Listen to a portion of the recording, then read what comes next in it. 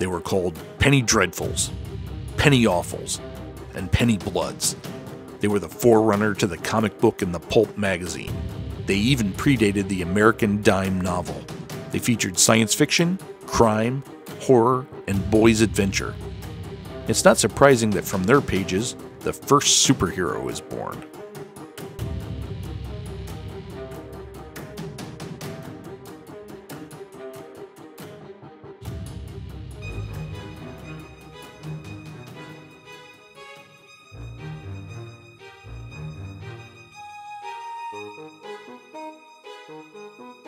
It was a time of great change. It was the 19th century and a new era had taken over Great Britain. It was called the Industrial Age. Out of it came a new class of people, the working class. People left agricultural settings for big cities and factory life. It was still a life of hard work and long hours, and children as young as 8 were expected to work under horrible conditions and under great physical duress. But it also put money in people's pockets. To remove that money from the working class pockets came the story sheets, a short newspaper-like page featuring fiction and true crime stories. With advances in industrialized printing, the story sheet evolved into 8 to 16-page books that we now know as the Penny Dreadful. The Penny Dreadfuls were magazines made of cheap pulp paper and were known for their horrible and crass writing. They featured a wide range of subject matter, but the most popular subject from the start was horror and crime.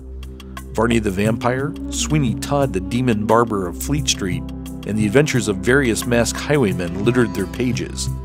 And in many ways, these masked highwaymen were the very first mystery men. And there were also mystery men behind the pages as well. Many authors used pen names or decided to remain anonymous. This may be due in part because of their standing in the community. It would have been quite scandalous in this day and age for members of the gentry to be outed as Penny Dreadful writers. The Penny Dreadful adventures were both exciting and sensational, and publishers were always on the lookout for the sensational. It was out of a true sensational incident that the first superhero would grow out of. Starting in the late 1830s, London was besieged by a strange man who ran around frightening people with his antics. He would grope at women and tear their clothes with a claw-like metal hand. He would breathe and spit fire. He would laugh maniacally while tormenting those he came upon. But what he became best known for was leaping over people. At first, they called him the Ghost. But it wasn't long before Londoners came up with a new name for him: Spring-Heeled Jack. The Penny Dreadfuls jumped at the chance to tell of Jack's sightings. Their pages were filled with the testimony of poor souls who had crossed paths with this shadowy character. Who is Spring-Heeled Jack was on the lips of everyone in London. A well-known prankster, the Marquis of Waterford, was often speculated to be Spring-Heeled Jack, but at least on one occasion, the Marquis was spending the night in jail during one of Jack's more publicized outings. Stage plays about this nefarious figure popped up all around London, while more sightings materialized all over Great Britain. Spring-Heeled Jack had become what we call today an urban legend. Some 20-odd years later, in 1863, the New Agents Publishing Company decided that the testimonial exploits of Spring-Heeled Jack were not enough. Jack's fictional adventures would start with a 40-part story written by Albert Coates. For Penny Dreadfuls, each part was called a number as opposed to calling them issues. In this set of numbers, Jack wears a reversible black and white cape and claw-like gloves. His identity is hidden by a mask that changes from time to time. Through most of the story, he wears a Mephisto mask, but sometimes he wore a demon mask and other times he wears a skull face. He goes around London creating mischief, saving damsels in distress, and taking on scoundrels. The identity of Jack is never revealed, but when someone recognizes him and they start to speak his name, Jack promptly shushes them before they can finish. It was an ongoing gag in homage to the Marquis of Waterford, who was accused of being the real-life Jack. This story must have been extremely popular. It was reprinted again in 1867, and a new but similar story was published in 1869. Most of the Penny Dreadfuls were tailored for boys and young men. This would help inspire the formation of boys' clubs across Great Britain. Each story number would cost a penny or a halfpenny, which was still a luxury by 19th century standards. The group would pitch in together and follow their favorite stories, which often ran over 40 parts. They would gather and listen as one, often their leader would read aloud, and this situation promoted literacy as a highly respected skill among these English boys' clubs.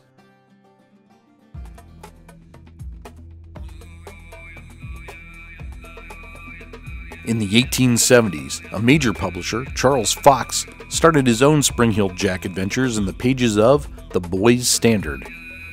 Alfred Burge is believed to be the writer. This time, the story is about 15-year-old Jack Dacre. Jack is born and raised in India. His father inherits the family title and property in England. This forces the family to return to England, and on their voyage back, their ship goes down in a storm. The only survivors are Jack and a burly sailor named Ned Chump. They're rescued, and Ned accompanies Jack to the family estate. But upon arriving, they discover that Jack's cousin Michael has taken the family title and property by claiming that Jack is illegitimate. This denies Jack to any claim. Jack leaves, but he decides he's going to take revenge. In India, Jack had been tutored by an old Moonshee conjurer who gave him the secrets to build special shoes that will give him the ability to leap over horse-drawn carriages. He dons a wing-like cape, a red bodysuit, a demon mask, and goes into action.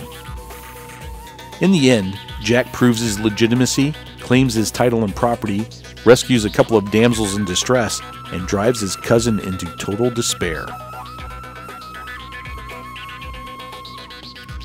A similar story appeared in the 1880s. Jack's alter ego was changed to Ralph Ashton, and he wore a black outfit with a bat-like cape. Perhaps the best-known version of Spring-Heeled Jack was printed by Aldine Publishing in 1904. It's probably the best-known version today due to Aldine's amazing color-printed covers. Alfred Burge is generally given credit as the writer. He wrote the earlier Jack adventures, but many scholars have studied the writing style and believe that another writer started this series.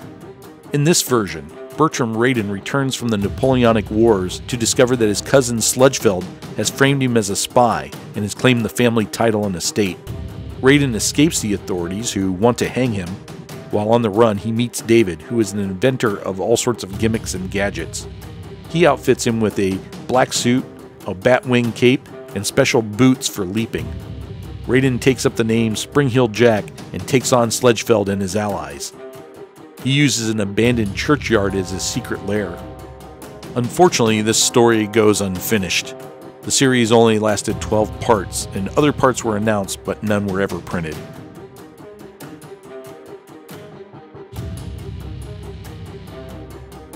The Penny Dreadfuls caught the imagination of 19th century Britain.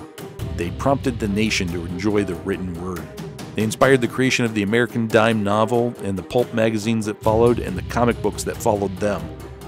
100 years before Superman, Spring-Heeled Jack took to the streets of London.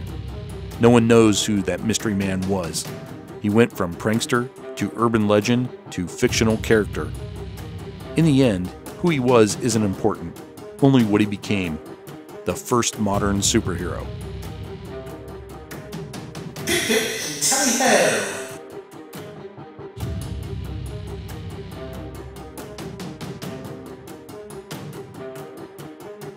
Hi everybody, this is Darren, aka FizzFop. Thanks for watching this video. I hope you enjoyed it. Please help me by hitting the like button and leaving comments in the comment section down below. This video obviously is a remake of one I did earlier. On that earlier video, I was teaching myself how to mix audio, and looking back at it, I totally screwed it up, and so this needed to be redone, as does a lot of my earlier videos. Sorry to everyone who couldn't hear it and was having problems with it on their system. On the first video, there were a lot of comments about how Spring-Heeled Jack was not a superhero. He went from being an urban legend to becoming a fictional character, and the fictional character, I feel, is definitely a superhero. And to back up this claim that he's the first modern superhero, I made a little checklist here we can sort of go over real quick. Is there an alter ego? Yeah, he's Jack Dacre, he's Ralph Ashton, he's Bertram Raiden, depending on which version you go by, but there's always an alter ego. Does he have a costume? Yeah, he wears masks and costumes throughout every version of Spring-Heeled Jack. Does he have a sidekick? Absolutely. In the Jack Dacre version, he has Ned the Sailor, Ned Chump, always assisting him. In the 1904 version, he has David, who is a maker of gimmicks and gadgets. Secret lair, yeah. In the Jack Dacre version, he uses his boarding house as a secret lair, his room. And in the 1904 version, he uses an abandoned churchyard and abbey as a base of operations.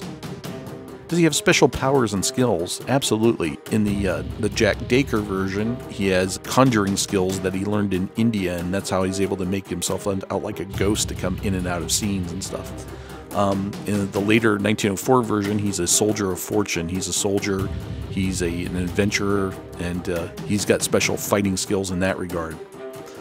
Does he fight bad guys and scoundrels? Yes, in every version he's fighting bad guys. Some of these are criminals, some of these are just baddies in general, but he's always fighting them and fighting the good fight. And speaking of the good fight, he's always helping good people in bad times, which is another thing on his checklist. He's saving damsels in distress. In almost every version there's a bad guy trying to force a young, beautiful girl to marry him. And so he's always there to try and thwart the bad guys and rescue the damsel. So to me, it seems like all the elements of a modern superhero are there in these Spring-Heeled Jack stories. Well, that's about it for me. So thanks again for stopping by, and I'll be seeing you. Bye.